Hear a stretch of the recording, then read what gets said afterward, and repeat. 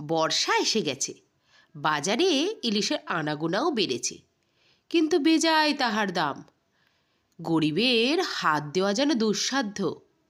কিন্তু তাই বলে কি ইলিশ মাছ খাবো না, তা কি কখনো হয়? সকাল সকাল বাজারে চলে গেলাম, একটা ইলিশ মাছ দর করে ভালো মতন কিনে নিলাম। কিন্তু ইলিশ মাছওয়ালার আমাকে দেখে মনে হয়েছে আমি যেন খেতে পাই না। আমি 10 দিন ধরে এই ইলিশ মাছ খাবো, তাই সে কুচি কুচি করে কেটে দিল। এখন ঝগড়া করেও কোনো লাভ নেই, আর রাগ করে ফেলে রেখে আসার জোও নেই, কারণ অত যে দাম।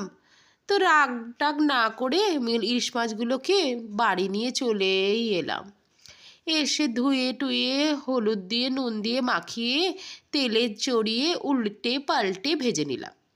তারপর ওই তেলেতেই ফালা করে কেটে রাখা আলুগুলোকে কালো জিরে আর কাঁচা লঙ্কা ফোড়নের মধ্যে দিয়ে ছেড়ে দিলাম। তারপর সেটাকেও উল্টে পাল্টে ভেজে নিলাম। ভাজা ভাজা হয়ে এলো, নুন হলুদ দিয়ে আবারও উল্টে পাল্টে ভালো করে ভেজে নিলাম। তারপর দিয়ে দিলাম জিরে গুঁড়ো আর কটা গোটা কাঁচা লঙ্কা দিয়ে সেটাকে নাড়াচাড়া করে নিয়ে তার মধ্যে অল্প অল্প জল দিয়ে কষিয়ে নিলাম। তারপর কষানো যেই কমপ্লিট হলো, গরম জল করে রাখা ছিল, সেই গরম জলটা ঢেলে দিলাম। গরম জলটা ফুটতে না ফুটতেই ওই কুচিয়ে রাখা যে ইলিশ মাছগুলো নিয়ে এসেছিলাম না, সেইগুলোকে ভেজে রেখেছিলাম, ওগুলো দিয়ে দিলাম। সে যাই হোক, ঘ্রাণ কি বেরিয়েছে! আহা, এক থালা ভাত খেতে হবে। এখন চলি বাপু।